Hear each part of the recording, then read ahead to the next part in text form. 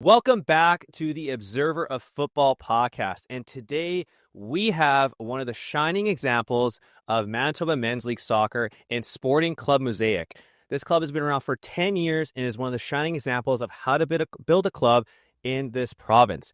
Matt and Mahith, thank you so much for joining the Observer of Football podcast today. How are you guys doing? Doing well. Thank you. Thank you so much for having us here. Doing well as always. Thank you. Absolutely. So, Matt and Heath, this has been a podcast that, it's actually been one that's been on my mind. I know we've reached out to each other on Instagram and just being able to talk and really want to shine a spotlight on SCM because, geez, I watch a lot of men's league games and I always see the colors, especially with those yellow sleeves of SCM. The sleeves are controversial, man. Like some of the players really don't like them. So it makes me happy to hear that there's someone who does. I have no comment. Well, it's funny. Anytime I go to any of the fields and I look at like who's playing, I see those sleeves. SCM's playing. I think this, especially with this Manitoba community here in the men's league in general, don't get me wrong, it's growing. We're seeing a bunch of divisions here, and we're seeing a bunch of competitiveness amongst the players. And for myself, I just recently kind of helped out and still coaching with United Weston FC, who basically went from the top all the way down, and we're slowly building our way back up. And your story and SCM's journey has been one that I've been really excited to kind of get to know more about because, again, I'm still kind of going through that journey upwards. And again, there's going to be obstacles, there's going to be barriers. And if there's any examples you can provide, it can definitely help our team out along the way up to Premier. Hopefully we can get there in the years coming. But as well, again, SCM's been around for 10 years, coming up on a 10-year anniversary, 2016? Yeah, that's correct. Jeez. And okay, so just take me back to the origins. Like, how was this club founded? Like, where'd the idea come from?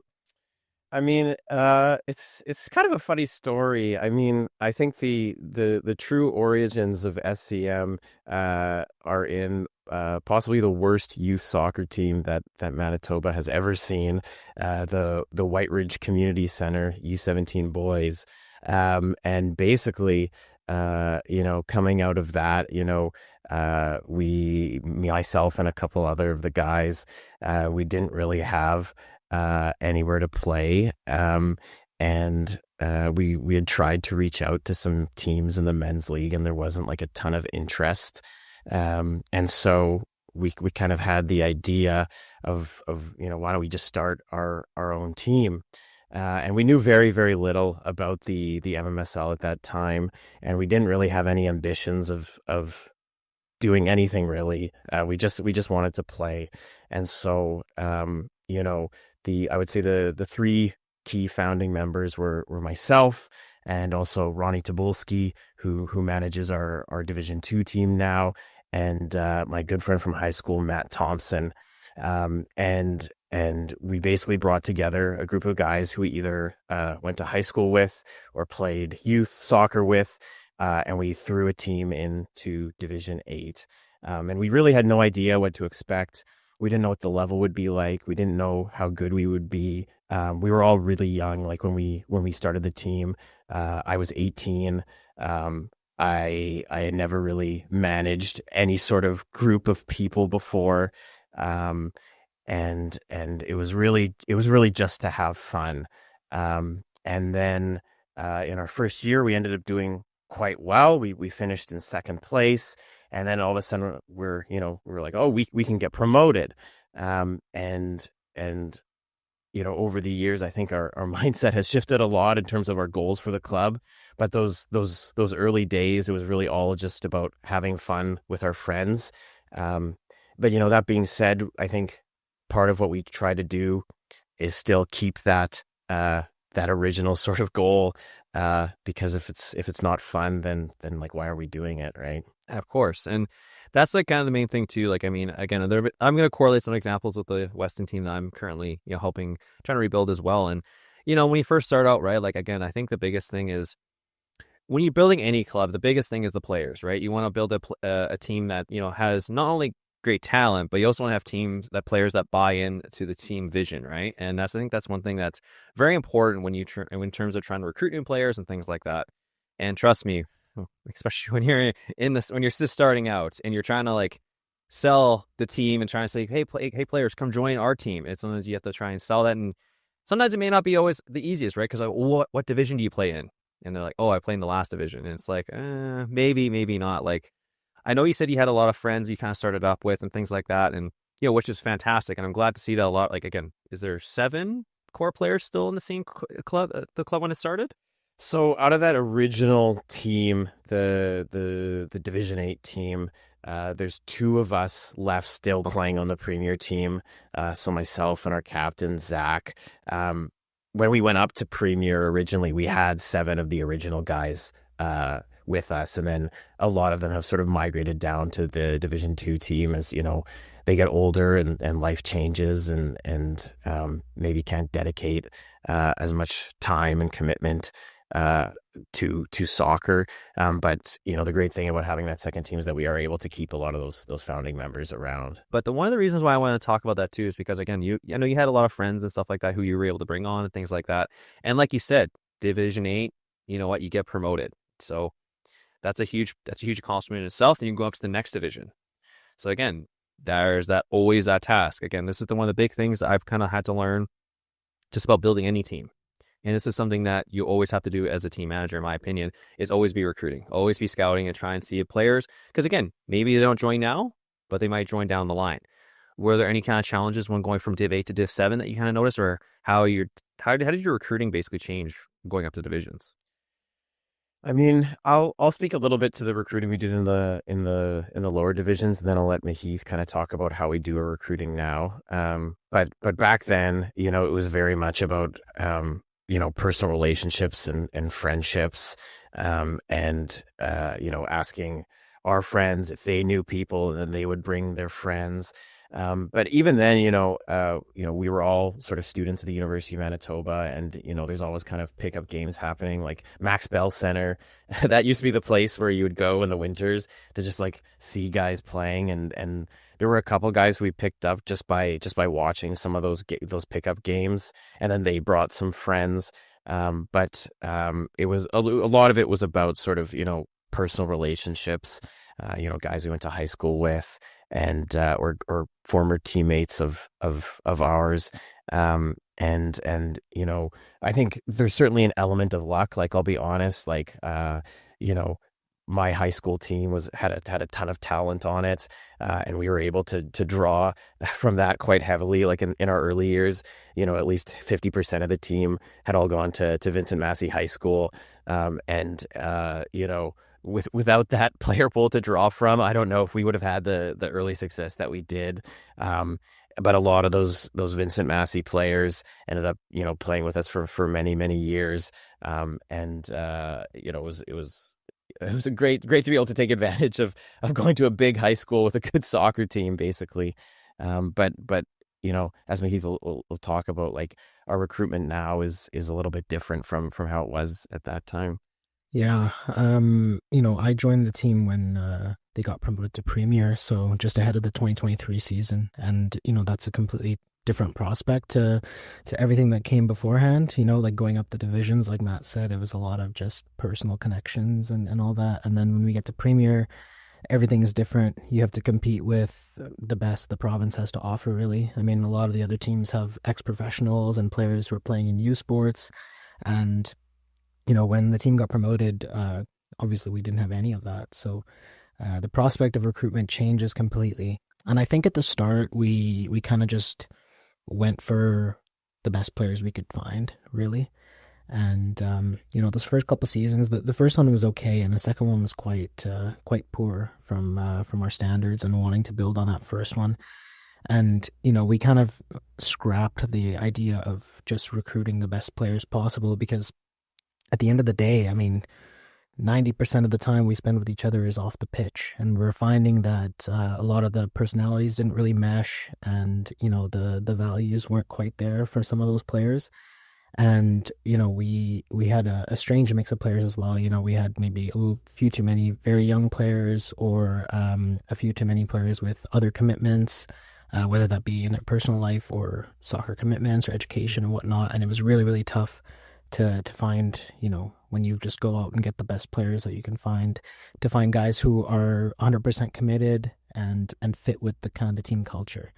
And so this past year, we shifted that mindset completely, and we said, it doesn't matter how talented someone is, if we feel that they can't fit into the team culture, then we likely won't take them.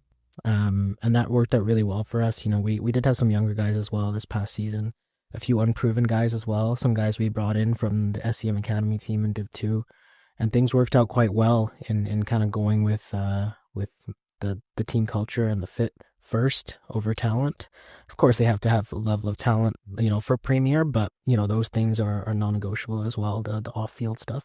So yeah, we're quite happy with where we stand now in terms of recruitment, and it was a little tough to get there because we had to learn some tough lessons. But I think at the end of the day, we want to recruit players who like to put on the shirt, wear the badge, and just like to be around, the group of guys we already kind of had going, and it's worked out really well for us. No one's bigger than the club. And again, that's where a lot of situations and matters of teams I've played in, things like that, like sometimes egos can be a big detriment to your team. And again, if you don't have that team buy-in, it just can throw off the whole cohesiveness with the squad. It can affect the on-field performance and just many other things. And that's something that is really important. I want to hit home on that. We'll definitely touch on that again. But I kind of just want to just kind of again go a little bit back further. I mean, you get promoted through Division 8, you go up through the divisions there. I guess the one thing I kind of wanted to ask is okay, we're doing this for fun. We're good. We can pull from from friends, personal relationships, and trust me, I've heard Vincent Massey is a very good school in producing athletes in general, not only just soccer players. So shout out to Vincent Massey. They're always tough to play against when I was growing up. But you go through the divisions, but when did it change? How did it go from being something just fun to being hey, this could be something that we can build upon and we can take this even further? What kind of inspired that? Yeah, I think the big change was going from Division 5 to Division 4. At that time, I noticed a significant jump in the level of skill, in our opponents, in the competition. And that's the first year we brought in sort of an outside coach. So when we started, my dad and his buddy Vince would come and coach us, but really I think they were just there to hang out and shoot the shit with each other. Basically, there wasn't a ton of coaching going on. They were just there to have fun with the guys, and they kind of faded into the background as time went on. And so when we made it into Division 4, I was doing a lot of the coaching, and I thought we had a good team, but we started off strong, and then the results started to drop off. And I really had this feeling we need some help. If we keep going the way we're going, we're not going to be hitting those standards that we set for ourselves. And we ended up being connected with a gentleman by the name of William Weens, who had coached Lucania in the 90s, former Lucania player. He had taken them to the national championships. He'd also coached at some university teams, but he was quite elderly, and he had been out of the game for a little while. And when William came in, and he saw the group of players we had, and he said to me, Matt, you have a great team. I think you can take this team to Premier. And to hear that from someone who had been there and done it and played and coached at the highest level, and to hear how much he believed in the group of guys, not only as players but as people, it definitely changed something for me. And I would say William only coached us for about 2/3 of a season. He kind of came in to help us, to give us what he could, and then he again took a step back. But I'd say he had a tremendous impact on the team. He never lost a game as a coach. When he came in, I think we were in 4th or 5th. When he left, we were league and playoff champions. And the way he showed respect to the players, respect for our project, but then also brought sort of that higher level mentality. really, really helped us take a step forward as a team. And then, the way he spoke about our team and our players and the belief he had in us, I think gave everyone around the club, you know, a pause, and we all thought, oh, like maybe we could do that, because none of us, or most of us, didn't have much experience playing at premier level. Like, we had a couple of guys who had, but a lot of us, the core of the team, had never played premier. And so that belief that William showed in us, I think, was really critical, or at least critical. I'll speak for myself. It was really, really critical for me in sort of giving me that confidence that, oh, like maybe we could do something. And that's something that's really great to hear too, because again, sometimes maybe you just need that extra little help in terms of like where could we take this, and just that extra experience, especially with Lacani, who's obviously a huge club here in Winnipeg, and I know this recently started their youth club here, but have had a presence here, geez, for years now. At least that kind of gives you that experience that's needed to get to that next level. And again, for me personally, sometimes the biggest struggle, sometimes especially in the lower levels, again, for any team, practice, repetition on the ball, that's another big thing, right? And I mean, coming from coaches, I'm sure you guys have had issues too in the past. Like, you make a practice, players say they can attend, and all of a sudden, night before, oh, I'm sick, I can't make it, that type of thing. Trust me, like, I know everyone has lives. I know we're not professional, we're not getting paid to do this, but it's also quite a big struggle there. I'm just kind of curious, and just really, and the viewers might be interested to hear this too. Was there any kind of difference, like mentality wise, for practicing, or how that whole shifted, or was it just more like a belief in the team? I mean, when William came in, definitely there was like an added maybe incentive to come to practice and be coached by a good coach. And then in sort of the COVID seasons, when there wasn't a lot else to do, a lot of guys were coming to practices. But it definitely is a struggle. I think now, once we got to premier, and I'll let Mahith kind of touch on this, but we've taken some steps to improve our attendance levels at practice, and this past season, I don't think we had a practice with less than 13 guys. And even over premier, we've fluctuated. We started with trouble getting guys to attend practice, and now we're in a very good position. And I don't know if you want to touch on that, Mahith. I mean, it just goes back to the culture, really, right? Like recruiting the right guys, and knowing what's going on in their personal lives, and being able to say, we don't feel like you have the time to give, to commit to what we're trying to do here. And, we got to stand firm by that. So that's kind of the biggest thing that helped, really. And that's the big thing too, that like, again, that just comes back down recruiting and having those honest conversations with players. And I mean, trust me, especially when you have like those personal relationships, and players that maybe want to be a part of the team, but you want to try and take that's the next level. It's sometimes having those hard conversations. But that's really good to know. And that's one thing too that I will probably have to be considering when we go up. I mean, we're going up to Div 4 in the summertime, so we're slowly making our way up. I'm not looking forward to the dreaded 3 division where there's a 3A and 3B. I always feel like that's like if you get through that mold, then it's basically you're through the door. Yeah, that's my big goal. And I guess the one thing before we kind of take on to the next step, and how we kind of jumped into that next mentality, and how that whole next evolution of SCM during those those lower divisions, was there any like bright moments, anything that you kind of look back on fondly, bright stories, just things like that? Anything you want to share? I mean, the playoff final win in Williams' last game was quite dramatic. It went to penalty shootout, and we'd missed, and if the other team was gonna, Elmwood, if they had scored their penalty, they would have won. And then their guy missed the net completely, and then we went on to win the penalty shootout. That was a great moment to be able to share that with William. It was kind of like the sort of the climax of everything that he had done with the team, and it was great to send him off on such a high.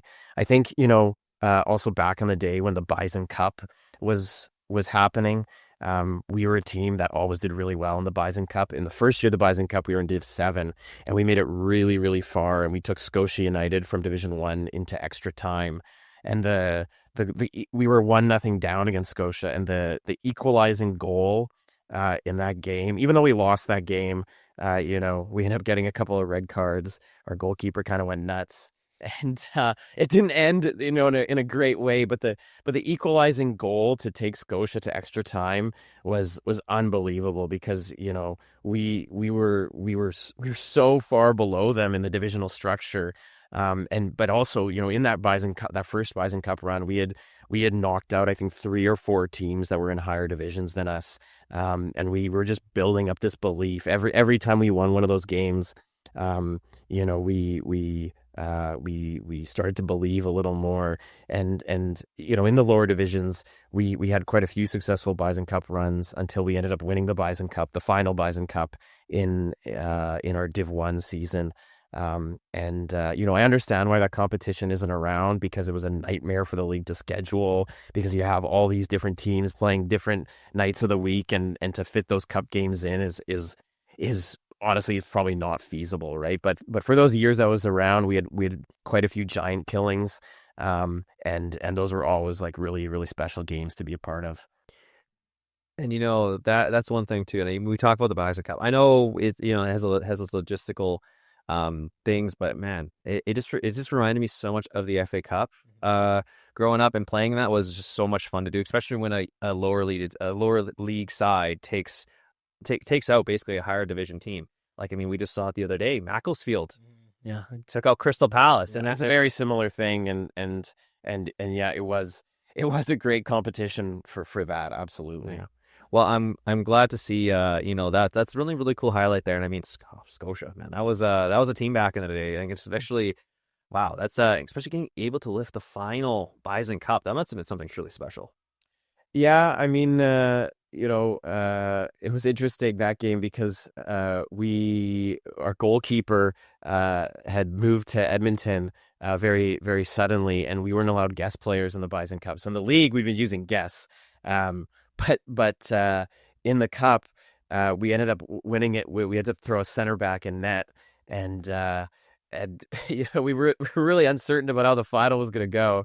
But the team played really well, and he even made a couple of good saves in that game, and we beat Colo 3-0 in that final, and it was definitely one of our club highlights for sure. But no, we had a great squad that year, and even when I see guys from that team who have since moved on and play on different teams now, it's always a good moment to look back on and sort of reflect upon.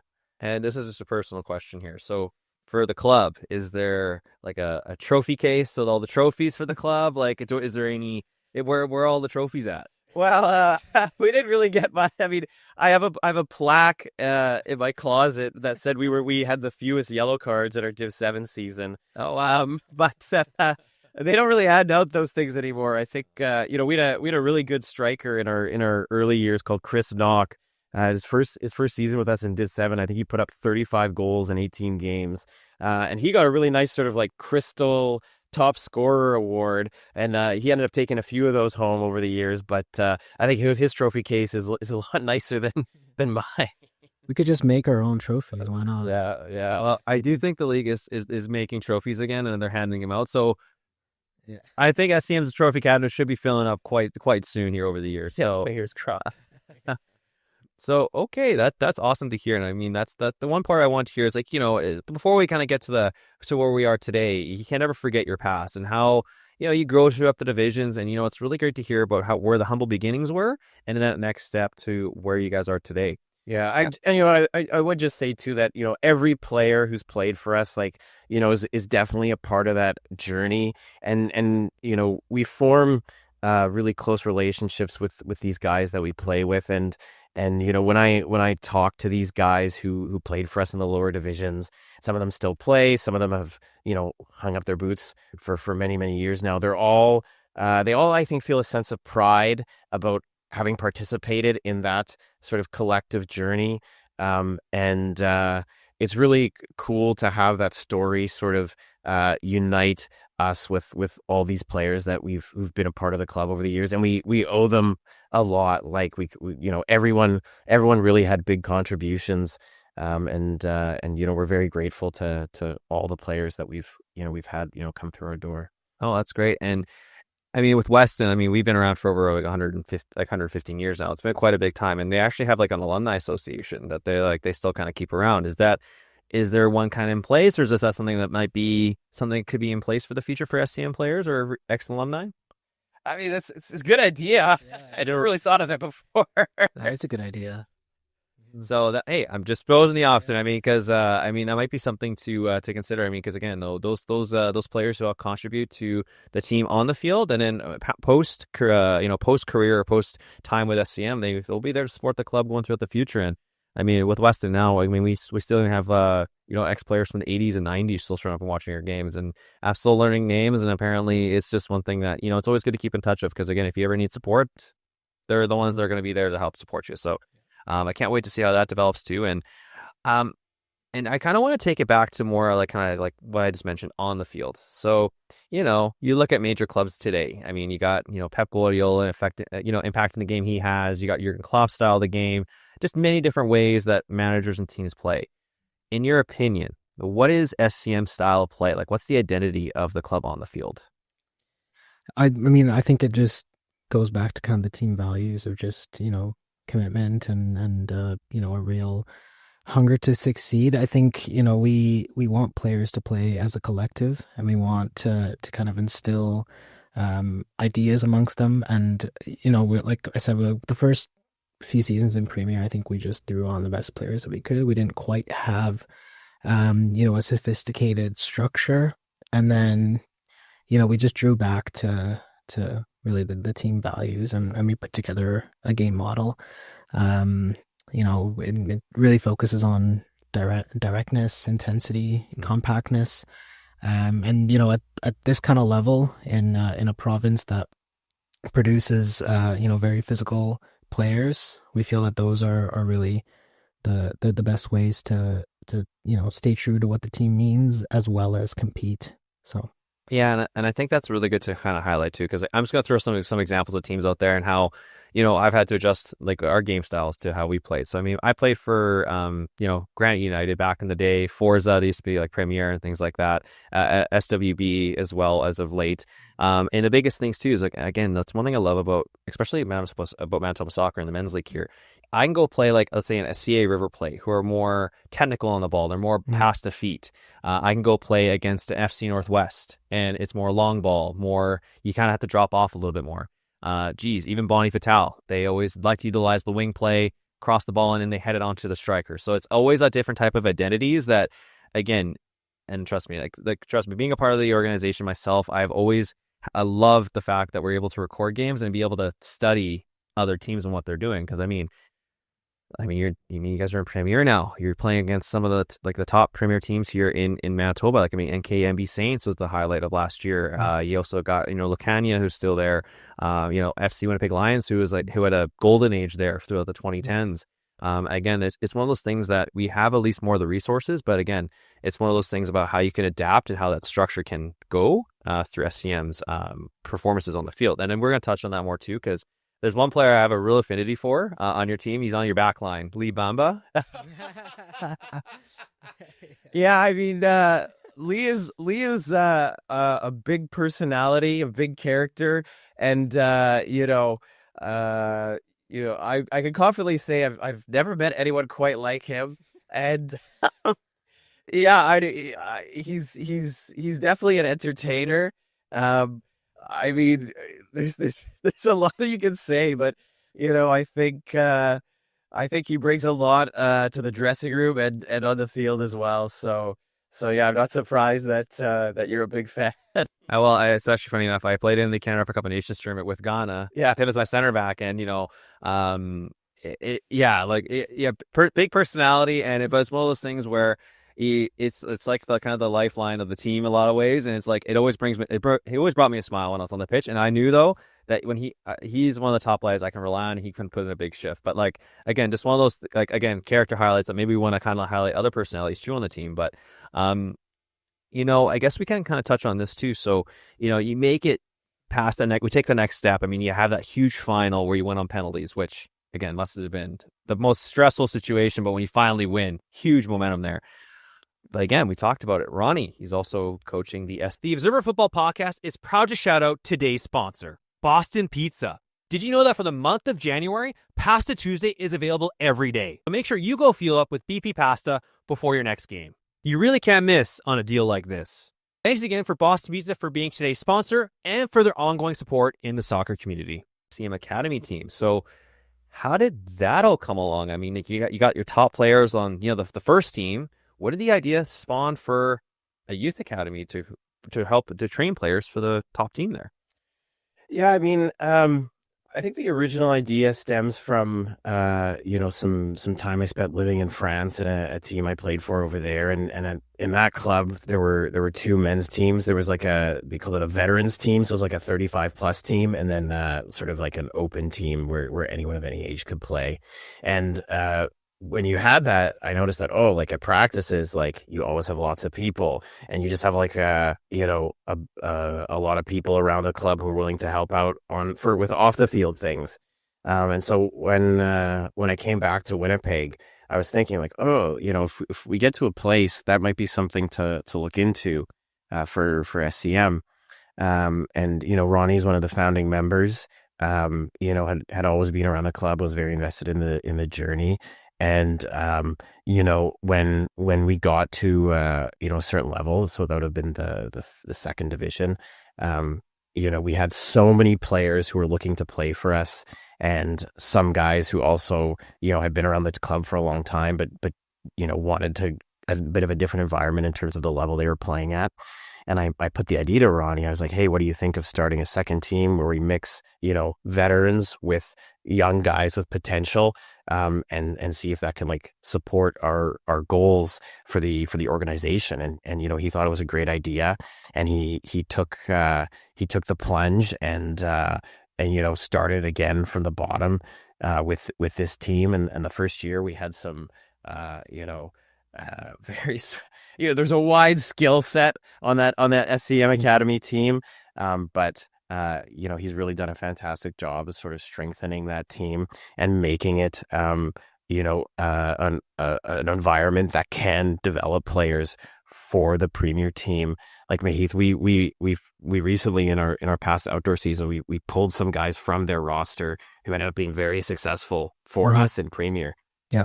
One was player of the season for us in Premier last year. So, well, if I'm not mistaken, and this is something I post highlights for the MMSL, and there's always I could always rely on SCM Academy games, especially for I forget their names all the time, but there were two brothers. Yeah, the twins, Gabby and JT. Yeah, wow. Just not only combination of speed, but also just that technical flair on the ball and be able to weave in and out of players. Geez, you can't teach that. They're so good, and I think they're very unique when you look at kind of the wider landscape of Manitoba soccer. There's nobody like them even in Premier, and I think we're really, really happy to have them. And they're phenomenal off the field too, very friendly, very sociable, and just very respectful kids who, when they go out there, they turn that off a little bit, but they're so talented and so unique.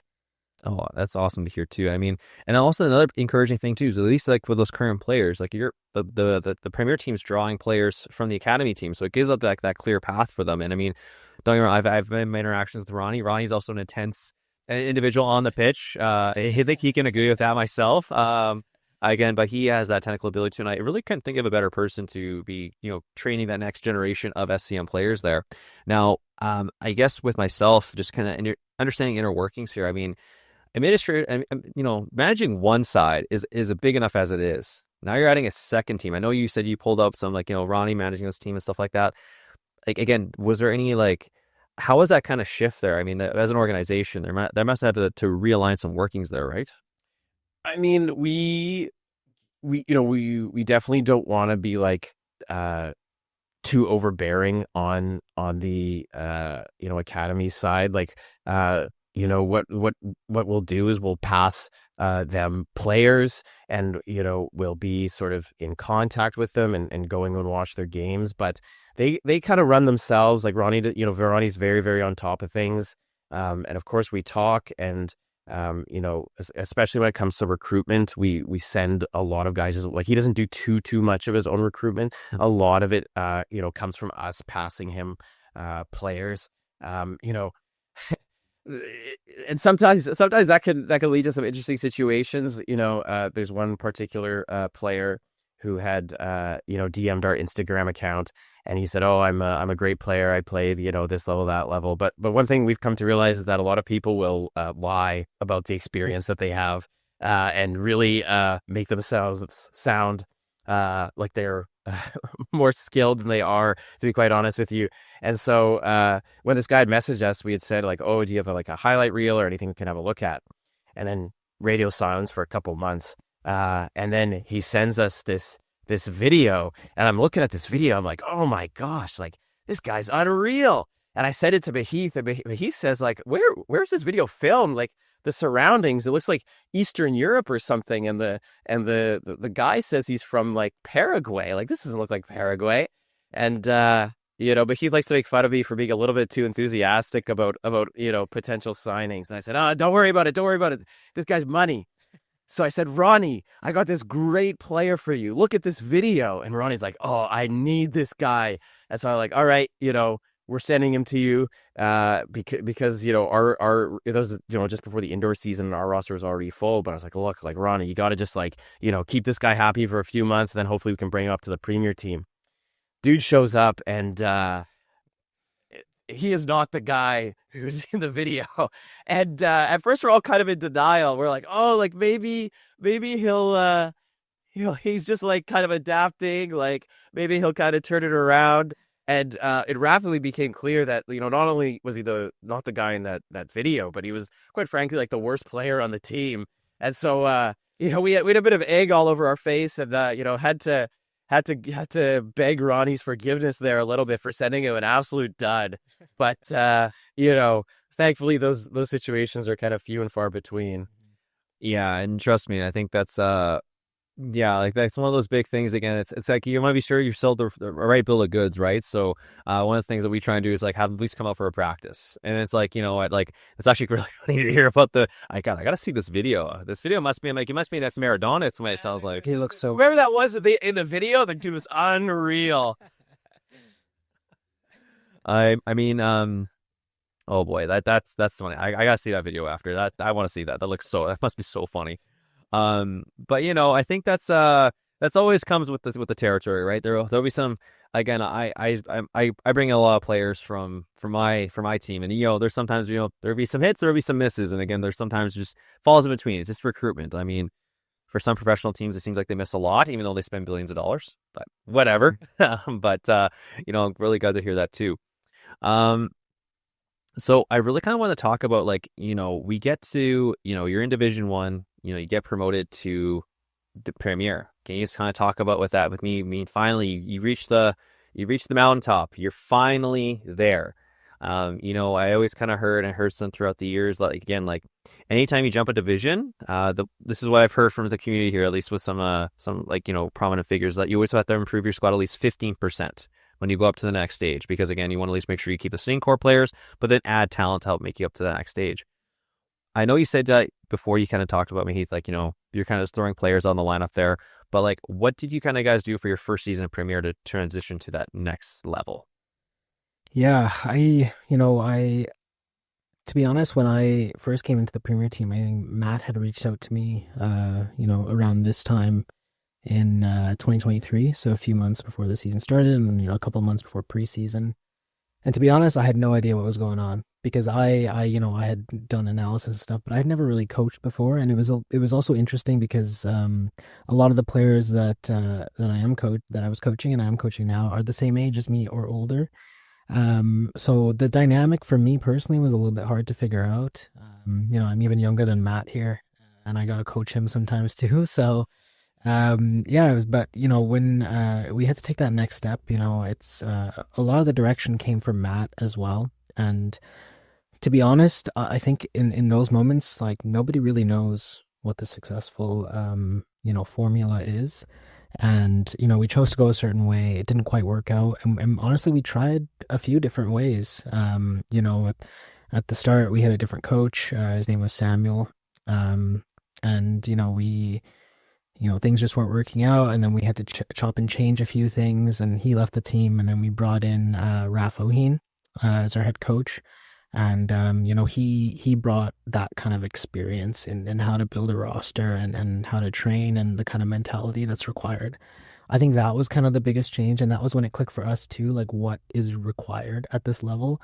Because really, in that first season, we actually did quite well. I mean, halfway through this season, we brought in Raf, we brought in a couple players. We had lost some, even earlier in the season, like 3-4 games in, and we were kind of in a desperate situation. Some guys came in, really helped us out, but yeah, I think the addition of Raf is really what set the bar for us, and when we realized, okay, this is what the level is, and this is what we need to do to get where we want to be, because we didn't quite have the collective experience and the knowledge at that level to really know ourselves, and we were kind of just going with the flow, and it didn't quite work out until we had that structure and that experience. Yeah, and I think what really became apparent to myself and Mahith through that first season is like so much of creating a successful team is about communication, because you have 20 guys who all want to, or who all have different backgrounds. They come from different countries. Their ideal way to play the game is different, right? And you have to be able to bring them together and get them all on the same page about, this is how we attack, this is how we defend, this is how we respond to this situation, this is how we respond to that situation. And, Raf's greatest strength, I think, as a coach is his ability to come in and speak in such a clear, easy to understand way that every single player in the dressing room understands his message in the same way. And I think that was really, really sort of eye-opening for us about how to bring together good players into a good team. Mm-hmm. I think even before that, like I would, when I was in those situations and having to explain something, I would almost, expand it a little too far and like try different ways to explain it. And when Raf comes in, he's very short and to the point. And I was the complete opposite, but his results in getting to the players were much, much better just by being simple and straightforward. And yeah, I learned a lot from that. Sometimes the key things I've heard in life is less is more. And especially when you got you don't want to overcomplicate things, but no, I think that's something that's really kind of good to know, because again, when you make that jump even to any division, like again, sometimes especially in the Premier level, like you gotta, a lot of teams throughout the years who I've seen have got promoted and then they drop back down. And again, I feel like the first at least 1 or 2 years you can kind of say are more or less like you're just trying to get your foothold within the division, and you're just trying to stay up and then try and find that foothold, which again, based on this prior season, which we'll talk a little bit more, but like SCM had quite the start, if I do recall there, and had a big jump in form and play. So I'm kind of interested to talk about that more, about how that all looked. And I guess with this last season, like what was the big difference? I mean, the year before, don't get me wrong, it was good, but then not really. It was pretty shitty. Yeah, but I mean, good in terms of like, we were still the same division, but again, you then took it to the next level this past season. I feel like you got a really good foundation to build on here. Yeah, I think, I like what you mentioned before about the quote, every time you move up a division, your roster has to improve 15%. But in Premier, if you want to move up one place the next year, it has to improve by just about that much. So, like you mentioned, it's very easy to just go straight back down to Div 1. And that's something that we really, really want to avoid. And to be honest, in that second season, I think we got a little bit lucky in avoiding that. That was the one season where we're like, okay, we can't go through this again. If we want to be an established Premier team, we have to get to mid-table at the very least. We don't want to be at the bottom every single year and having that uncertainty.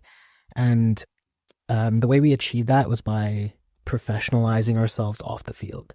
So we incorporated a ton of different measures that were intended to,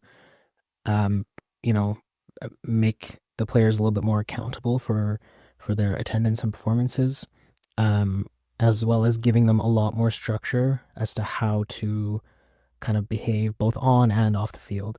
And to me, that was the biggest difference, because, I mean, structure is everything on the field, of course, but off the field as well.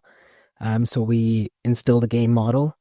So we have a document where we outline every single thing, that we want from our players in possession, out of possession, in transition, attacking and defending, but off the field as well. How do we want you to treat each other? How we want you to treat the coaches? How the coaches will treat you, what they provide to you, and all those things. And set pieces as well, of course, like literally everything. And me, Matt, and Raph spent a lot of time putting that together. And when you show that to the players, then they start to think, okay, like this is more serious. I can't just go out and do whatever I want on the field. And, there were other measures as well. We incorporated a fine system for our players. So we pay their league fees, so their registration fees and the player fees, as long as they buy into this fee system. So it's things like if you miss 3 training sessions or 4 training sessions, there's a very small fee, like $5-10 or whatever. If you decline a match invite, within 24 hours of the game, that's another small fine. And it's a very, very small amount of money. And to be honest, we haven't really had many players that have had to pay fines. And if it is, it's, $5-10, whatever. But just having that and being able to tell them, you have to stick with this, but we will pay your player fees. You can play for free as long as you follow these guidelines. And we give them the option to opt out of the player fees, but then they have to pay their league fees. So it is cheaper for them to buy into those fines, and it also adds kind of that extra incentive for them to have to stick to this. And that, really flipped the switch in a lot of players. And like Matt said, we've had way better attendance since doing that. And, those are the kinds of measures that we put in place. And I think that, we also got a little bit lucky this past season. I think the first few fixtures, we didn't play any of the big clubs. And the seasons prior, we played them quite early. And that impacts the momentum as well. We lose the first game 5-6-0, then you have to keep going. It's really, really tough. And it's really hard to pick yourself back up after that right from the start. This past season, we had a couple of more manageable fixtures at the start that we were able to win, even by a little, one goal, 2 goals, or late goals. And yeah, I think that the momentum really built from there, and it was all just based on that structure we put in place. Yeah, and we definitely sort of made some tweaks to our recruitment strategy as well. Like Mahith had mentioned earlier that we went in our second season in Premier, we recruited really young, too young. We had too many players without experience, or players who were used to dominating at the youth level, who had never had to really dig in and fight before because they were so much better than all the other kids. And then so what we ended up doing last year was more in line with the way we had always recruited, which is going to the lower divisions and finding guys who are really hungry and driven and would take playing in Premier as like a real opportunity. And we, not only the twins, but we found our vice captain, Jason Correa, in Division 3. And he has been an absolutely phenomenal player for us as well. And so getting those guys who had a little bit more hunger in them, and then mixing it strategically with some, youth and some, Premier proven quality, that really ended up becoming like a winning formula for us. And I think that's the one thing that's really needed, right? I mean, you need the experience, you need that like already proven level at that level there, right? And I mean, don't get me wrong, this is very important, as you always want to continue developing those players. But again, if you don't have that experience, and trust me, like, I mean, I've watched Premier, I played in Premier. It's a different type of game. You have to be able to not only hold your own, but it's a lot more physical, I find, in those type of teams. Mm-hmm. And again, some teams as well, they're not afraid to get their shoulders in. They're not afraid to get stuck in on challenges. So, like, especially with those youth players who maybe not used to that same physicality, it can come into quite a shock. I think the talking as well tends to get to the younger players, and it's really hard for them to adjust to the kind of, the verbal side of the game on the field. That's something that I think a lot of the youth players struggle with, and something they need to be reminded of and trained. It's that mental toughness, right? Like sometimes like you teams will say that just to get under your skin. Exactly. I mean, trust me, it comes with experience, but yeah, that's another really good point to mention too, because I feel like that's sometimes a little bit maybe not really mentioned about as much. And I feel like a lot of players, if that's why teams do it, if you start chirping at players, you start, trash talking them, it can throw them off their game. Yeah. Take silly fouls, and that can lead to really good opportunities. I want to just circle back to something that Mahith said that I think is like really, really important. Like he talked about how we, professionalized our operations sort of off the pitch and whatnot. I think if you look at the top teams in Premier, it's you'll notice that they have a lot of financial backing. Like these are guys who have a lot of resources, and that's not a criticism. Like I think it's really, really good for the game in our province that we have people who are willing to invest not only time but also money into soccer in Manitoba. Like don't get me wrong, that is great, but we are a team that doesn't have those financial resources, so we're at a disadvantage. So how can we make up the difference?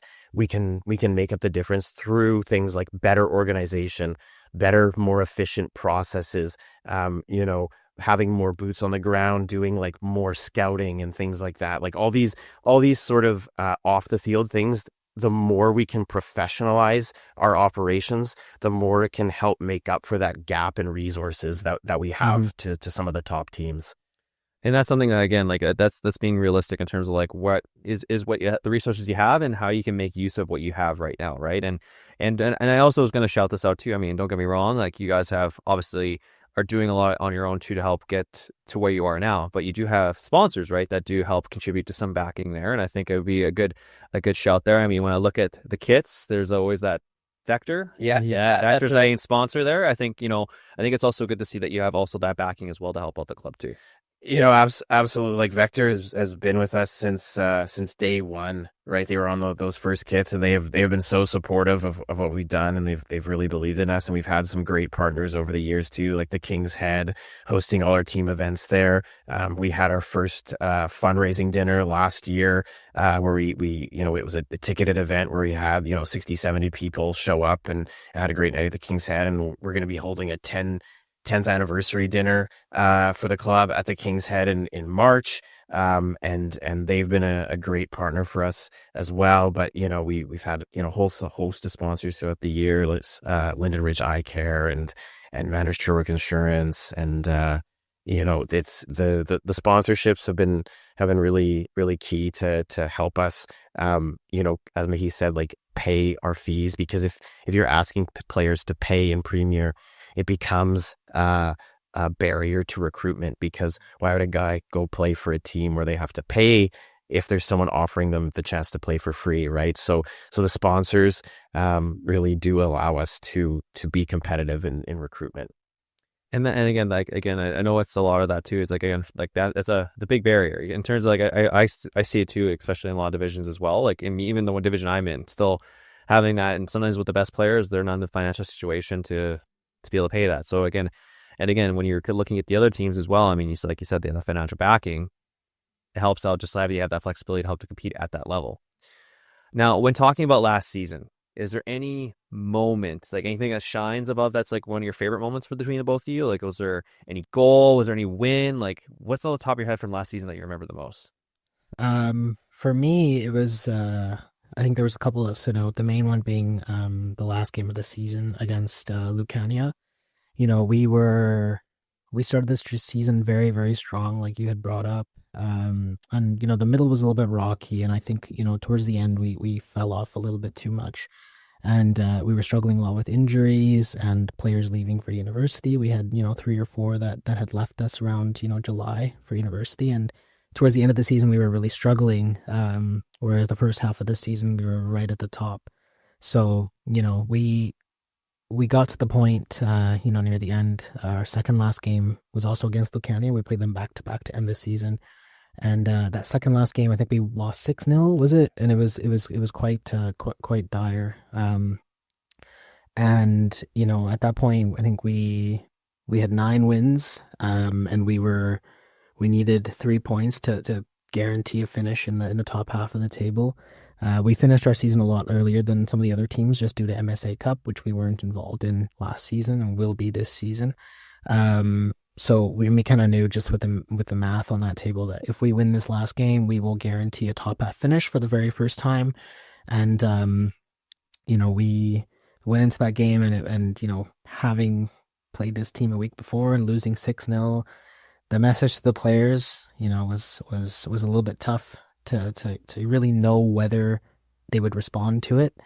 And we told them the usual stuff. Put that one behind you. It's different. We have different players today. Some guys, were back from injury. Some guys are missing this game as opposed to last game.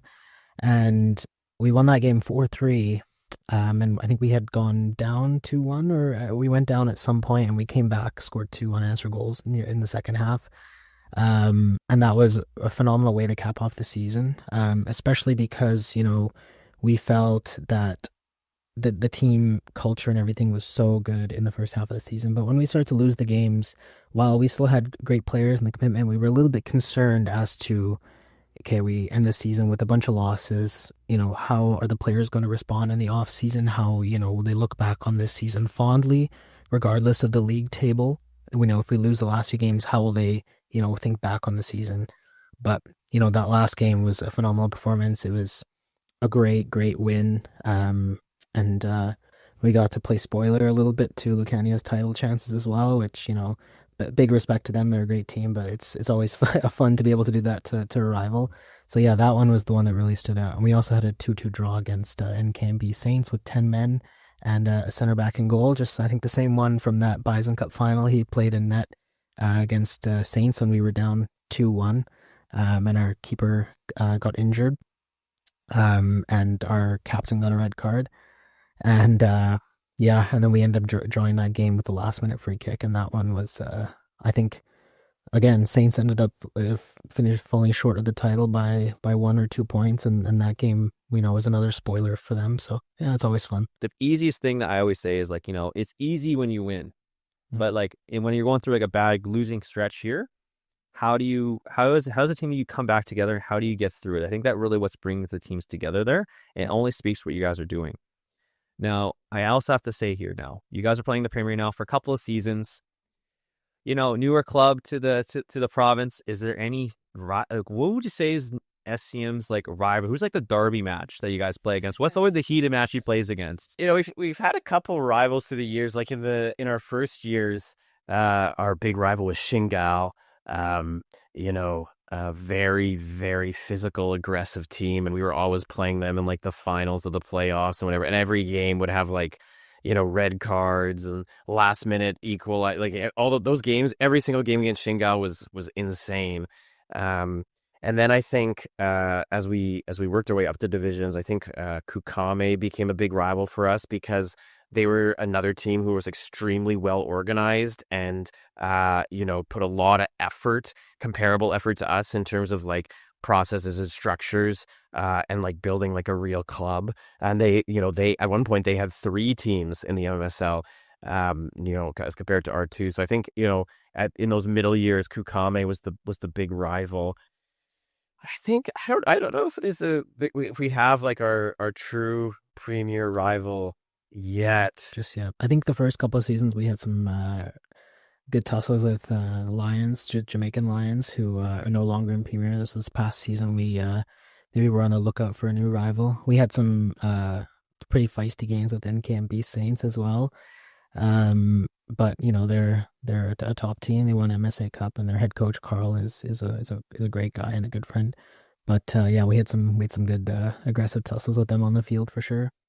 Well, definitely gonna have to come out and watch more, Sporting Club Mosaic games because again, you guys have passion on the field, and especially with NKV and Saints, I think that's gonna be a heated one. So I'll definitely have to come watch one of those games for this year. Now, again, you finished the top half finish. I know there's still a lot more ambition from the club, the vision. So I know that your 10th anniversary coming up here, the 10th anniversary dinner coming up. But again, there's more to come. And where are you guys looking to see your next objectives here in the upcoming seasons? It's interesting that you asked that. It's something we've done a lot of thinking about recently. I think we definitely have a growth mindset. We've taken the club so far in 10 years, and now where we are, we don't want to stop there. We have the ambition to continue to grow the club as far as we can. And we have super long-term, pie in the sky objectives that are potentially quite unrealistic. But in terms of immediate next steps, competing in MSA Cup, it'll be our first time doing that this year, which is a new challenge for us.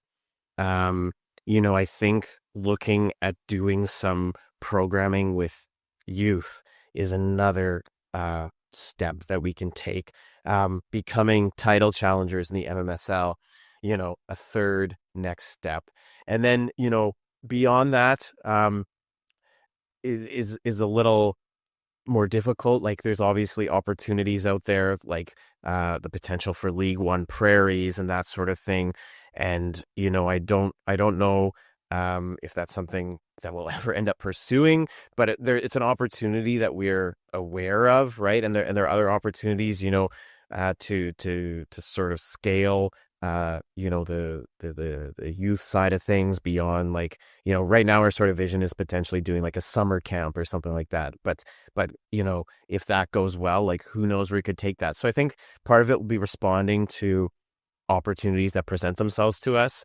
And then part of it will be sort of working towards like our very, very sort of, pie in the sky ideas about what the club could grow to be. Yeah. And we're those things are all just ideas that we have, and we're not 100% sure when we'll be able to do it. I think like the very first immediate goal is to become an established premier team, which some say that we are already, but there's anything can happen.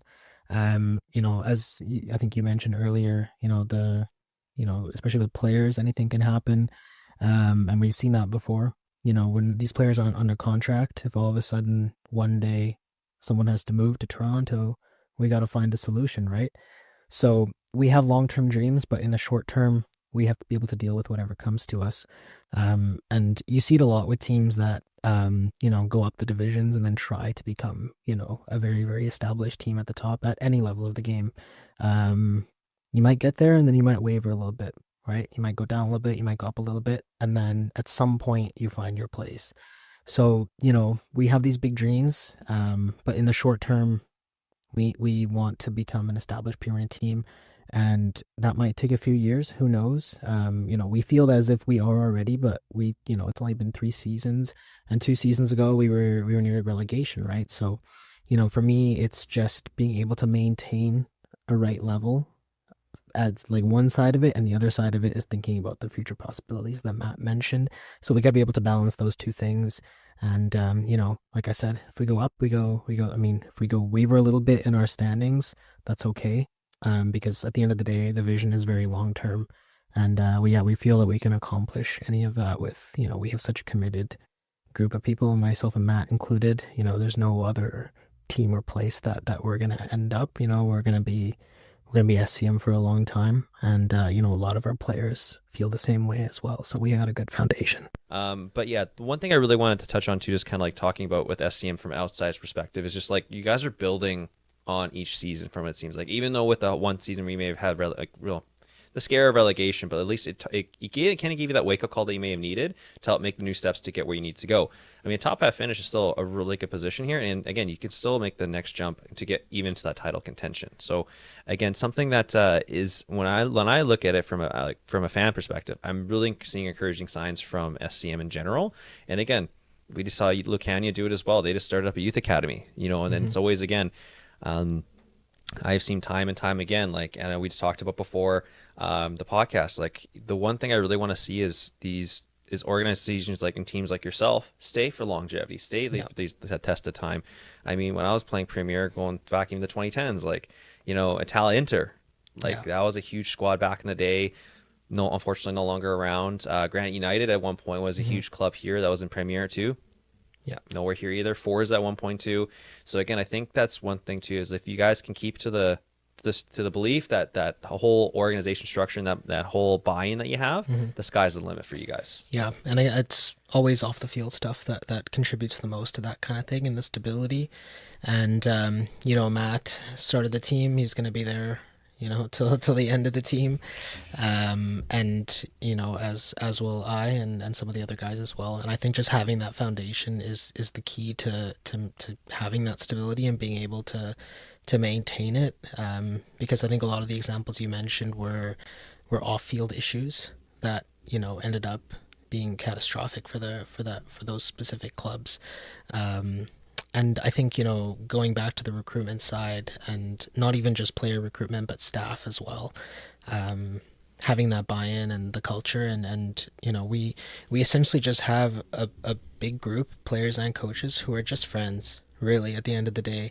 Like, we all enjoy coming to training and just being around each other. Like I said, like, I'm a coach, but it's easy for me because all the players are the same age as me, right? So it's essentially like I'm coming to training and I'll coach them, but they're also my friends, right? And that kind of thing is really the key to having that stability, is just enjoying being around each other and recruiting guys who fit that mold and are just, have the right mentality and the right, personality to fit into that system. Well, and that's something that I'm only going to be looking forward to. Again, it sounds like you guys have a really good foundation here to just take the MSL by storm. I'm going to be hoping to see a really good performance in the outdoor season. I mean, obviously, we're still here in indoor. I'm obviously going to be looking out for those jerseys with the sleeves. I think they're pretty hard not to miss out there. But I can always tell when SCM's playing out there. Now, I know we kind of talked about the journey, again, 10 years. It's been a long 10 years, but look where we are today, starting the Division 8 all the way up to Premier. It's quite the journey, one that I'm hopeful for my team. And again, this is why I've been so excited to hear your guys' story, so I can kind of take a little bit from you guys and just try and see how we can mold our journey as well. But, kind of going through here where we are today, is there anything you guys wanted to talk about or kind of mention that maybe you wanted to highlight about the club, maybe that we just didn't go over here yet? I mean, I think... we're always looking to grow, like as Mahith said, on and off the field. And I think this year, we're going to be adding to our coaching staff. We're looking for a senior coach to kind of provide some more mentorship to our group of young coaches. So if there's anyone watching or listening who's interested in the opportunity, please get in touch with us. I would say the same thing to any players if who are watching or listening. If what me and Mahith have talked about here really resonated with you and sounds like something you'd be interested in being a part of, please reach out. It's a big tent, 2 teams, all that kind of thing. If there's someone who's really motivated and interested in being a part of the club, it's usually possible to find a role for them. And look, we're always looking to grow, I think. So that would be my message. Maybe one other thing is Keith, I'm really happy and proud that we can be an example for other teams in the lower divisions. I think, as we talked about before recording, not everyone has the same goals. Like, some teams just want to play and be like recreational, but some teams have that dream of running the divisions, and to be like proof that that's like possible and achievable. We take that really seriously, and we're very honored to be like this example that other teams can look to. And that's something too that, again, that's one thing that when you guys reached out to me on Instagram and just talking about this journey, that I was like, absolutely, I want to talk about this, because again, it's like, it reminds me very Wrexham-esque for you guys, and like how Ryan Reynolds took Wrexham to where they are. It's kind of the same thing where you basically started off from the very bottom and worked all your way up, and you're just only going to go from here, and it's going to be successful here too. And as always as well, SCM is I'm a big fan of the team. So again, if I see anybody or if I have, I'll make sure to recommend your team. And I'll be in the stands. We're looking up for those sleeves, and hopefully I can see SCM lift up the MMSL Premier Trophy next season. Oh, yeah, hopefully, pictures crossed. At some point, we'll hope for it. So I guess so that's pretty much like what I wanted to talk about here on the podcast. Again, just want to say thank you so much, Mahith and Matt, for joining us here and getting to share the SCM story. And it's one that I think the Manitoba soccer communities need to hear about in general. I think this will raise a lot of awareness, and this will be a really good story for the whole community here. And it's honestly, I'm just so excited for the whole team. Well, thank you so much for having us. Eyes in the sky, gazing far into